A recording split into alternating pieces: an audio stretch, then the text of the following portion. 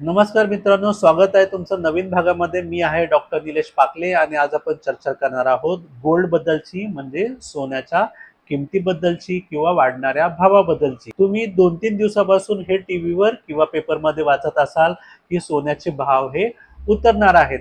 तर ॲक्च्युली 2 ते 3 दिवसाच्या आधी हे जे जॉन मिल्स आहेत, हे CFA आहेत, मॉर्निंग स्टार या प्रायव्हेट वित्त संस्थेची जी अमेरिकेमध्ये आहे, त्यांनी असं भाकीत केलं की सोन्याचे जे आत्ताचे दर आहेत त्यापेक्षा सोन्याचा दर हा 40 ते 50% खाली उतरणार आहे.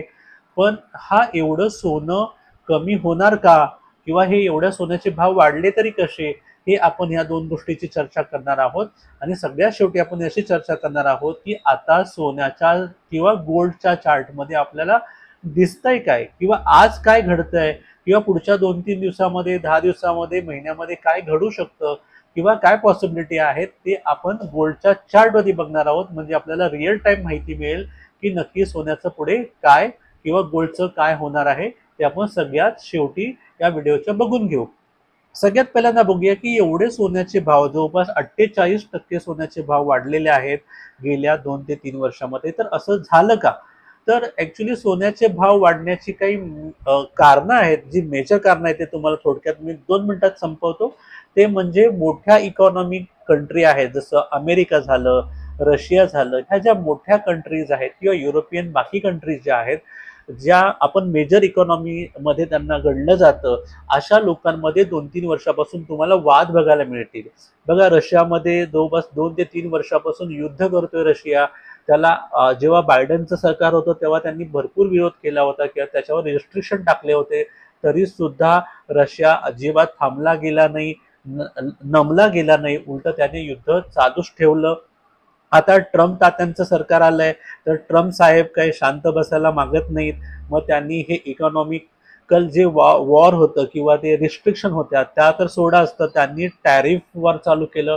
टॅरिफ म्हणजे काय, की आपल्या देशामध्ये इतर देशातून जो माल येतो त्याच्यावरती कर लादणं किंवा जकात लावणं, असं थोडक्यात समजा. म्हणजे आपल्या भारतामध्ये कुठला बाहेरून देशातून माल येत असेल तर त्याच्यावर टॅक्स लावला तर ती वस्तू स्वतःच्या देशावरती पण महाग होते, पण त्याच्यामधून जो कराचं उत्पन्न होतो तो त्या देशाचा फायदा असतो. तर आपल्या स्वतःच्या देशाचा फायदा व्हावा किंवा होईल या उद्देशाने ट्रम्प तात्यांनी टॅरिफ वॉर चालू केलं आणि सगळ्या इतर देशांना मिनिमम 10% ते 56% चायनाला तर सगळ्यात जास्त कर लावला.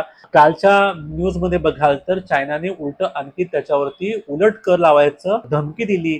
म्हणजे हा सगळा जो प्रकार आहे, धमक्या देणं किंवा ट्रेड वॉर करणं किंवा एकमेकांच्या विरोधात काम करणं किंवा अनावश्यक कर लादणं जाणं, तर ह्या सगळ्या गोष्टी स्टॉक मार्केटला अजिबात आवडत नाहीत. त्यामुळे स्टॉक मार्केट धडाधड पडतं. आणि तुम्ही धडाधड मार्केट पडतंय की नाही हे तुम्ही भरपूर दिवसापासून बघताय.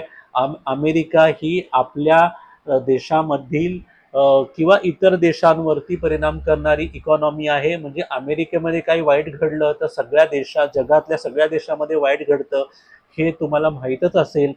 काही दिवसापूर्वी तर काल परवा तर तिकडची लोक सुद्धा रस्त्यावर उतरून या गोष्टीचा सगळा विरोध करत होती, महागाईचा विरोध करत होती.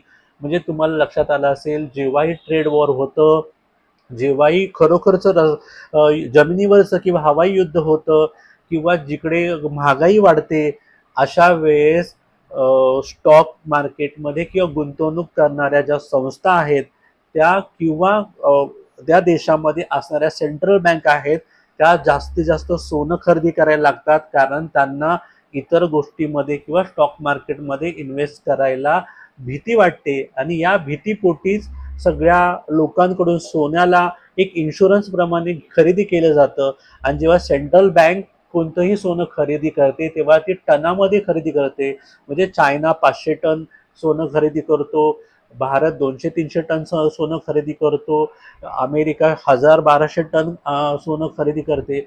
मग एवढ्या मोठ्या प्रमाणामध्ये जर सोनं खरेदी केलं तर त्या सोन्याची किंमत वाढणार की नाही. आणि तेच 2 ते 3 वर्षामध्ये होत आहे.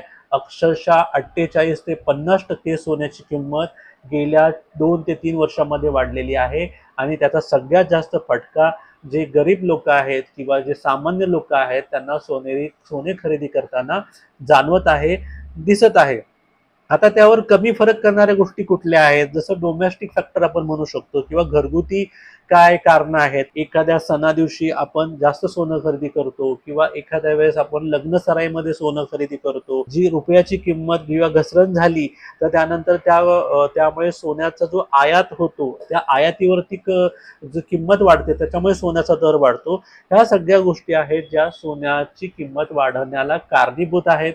आता यातल्या सगळ्या गोष्टी तुम्हाला कळायला हव्यात का? अजिबात नाही. आता आपण येऊया मेन पॉइंट वरती, ते म्हणजे जे 2-3 दिवसापासून न्यूज चॅनलवरती चाललंय की सोन्याची किंमत घटणार आहे. तर ते आता मी गोल्डचा जूनचा फ्युचरचा चार्ट तुमच्या स्क्रीन समोर तुम्हाला दिसत असेल तर मी ती थोडं एक काम करतो, इकडे आपण काढूया सगळ्यात महत्वाचा म्हणजे सपोर्ट. आता मी इथे सपोर्ट ड्रॉ करतोय, सपोर्ट मी नेहमी ग्रीन लाईननी ड्रॉ करतो आणि थोडी ही साईड लाईन काढूया. तर ही जी सपोर्ट लाईन आहे ती ही आहे आणि साधारणपणे 7 तारखेला 7 एप्रिल म्हणजे परवा दिवशी हा सपोर्ट तोडला गेला होता आणि त्यानंतर दुसऱ्या दिवशी म्हणजे 8 तारखेला परत सोन्याला झळाळी आली किंवा सोन्याची किंमत वाढली. आणि आज तर बघाल तर आज तर पूर्ण मारूबोजू कॅन्डल तयार झाली आहे. म्हणजे यामध्ये आजची जी ओपन प्राइस होती तीच त्याची लो प्राइस आहे, हे पण तुम्हाला लक्षात असेल. मी यावर कर्सर ठेवतो, तुम्हाला बघाल तर याच्यामध्ये जी ओपन प्राइस आहे ती 87,998 रुपये आहे आणि लो पण 87,998 रुपये आहे. आणि एवढी छानशी मारूबोजू कॅन्डल झाली आहे. आणि ग्रीन मारूबोजू म्हणजे बुलिशनेस असतो किंवा बुलिश लोकांची ताकद जास्त असते. म्हणजे आज असं दिसतंय की हा जो साधारणपणे 11 फेब्रुवारी 2025चा जो हाय होता किंवा जी ही या ज्या रेजिस्टंट लेवलला साधारणपणे एक महिनाभर सोनं इथे कन्सोलिडेशन होत होतं, त्यानंतर सोन्याची किंमत वाढली आणि परत खाली पडली. म्हणजे हा जो झोन आहे हा कन्सॉलिडेशन झोन आहे. याच्यामध्ये भरपूर लोकांनी सोनं खरेदी केलं, परत सोन्याची किंमत वाढली, परत सोन्याची किंमत खाली पडली आणि परत सोन्याची किंमत वाढते. म्हणजे हा जो पॉईंट आहे हा रिटेस्टिंग पॉईंट आहे आणि यानंतर सोनं परत वाढणार असंच मला दिसतंय. याच्यामध्ये कुठेही असं मला दिसत नाही की सोनं खाली पडणार आहे. म्हणून शेवटचा जो हाय आहे सोन्याचा, जो हा आहे मी परत कट करतो आणि सोन्याचा जो हाय आहे तो हा आहे. मला असं वाटतं उद्या हा सोन्याचा हाय तुटेल आणि त्या सोन्याचा हाय तुटल्यानंतर जर उद्या इकडे ग्रीन मारूबोजू कॅन्डल तयार झाली तर सोनं आणखीन पुढे जाईल असंच वाटतंय. सध्या तरी कोणतंही असं टेक्निकल चार्टवरती दिसत नाही की सोन्याची किंमत खाली पडणार आहे. सध्या सोन्याची आत्ताच्या घडीची किंमत आज 5:30 झालेत. आज 9 एप्रिल 2025 आहे. आज सोन्याची किंमत 90,145 रुपये आज लाईव्ह मार्केटमध्ये सांगितलं जात आहे आणि हा सुद्धा आजचा हाय प्राइस आहे. म्हणजे आज दिवसभरामध्ये सोनं हे वरच्या प्राइसला खरेदी केलं जात आहे. याचा असा अर्थ होतो की आज सरळ दिसतंय की सोन्याची किंमत कुठेही कमी होताना दिसत नाही. आत्ता 15 ते 20 सेकंदामध्ये परत सोन्याने हाय तोडलेला आहे, हे तुमच्या नजरेसमोर तुम्हाला दिसतंय. आणि एवढी छान मारूबोजू कॅन्डल तयार झाली असताना मी तरी आता सध्या सांगेन की अजून कुठेही असं दिसत नाहीये की सोन्याची किंमत खाली पडताना मला तरी कुठे दिसत नाही. अजून आपण चार्टमध्ये कुठे लाईन प्लॉट करता येतात का बघूया. समजा मी इथून ही लाईन अशी प्लॉट केली तर उद्या तुम्हाला या लाईनकडे लक्ष ठेवायला लागेल की या लाईनमध्ये काय उद्या होणार आहे. तर ह्या सगळ्या गोष्टी आहेत. आताच 30 सेकंदापूर्वी 150 90,150 होता तो 90,250 झाला. म्हणजे आज कुठेही सोन्याची किंमत खाली पडताना दिसत नाही. आणि सध्या तरी मार्केटमध्ये असं कोणताही पॅटर्न तयार झालेला नाहीये की तिथे सोन्याची किंमत खाली पडेल असं एक पूर्व अनुमान आपण सांगू शकू. सध्या आपण हा गोल्डचा चार्ट पुढच्या आठवड्यात परत बघूया आणि त्यानंतर बघूया की काय नक्की होतंय ते. पुढच्या 2-3 दिवसामध्ये ही जी रेजिस्टन्सची लेवल आहे म्हणजे याची हाय प्राइस किती आहे त्याप्रमाणे तुम्ही बघून घ्या की या जी किंमत आहे गोल्डची ती उद्या किती राहणार आहे. आता हाय प्राइस जी आहे आतापर्यंतची आहे 91,232 आणि इथे आहे 91,400.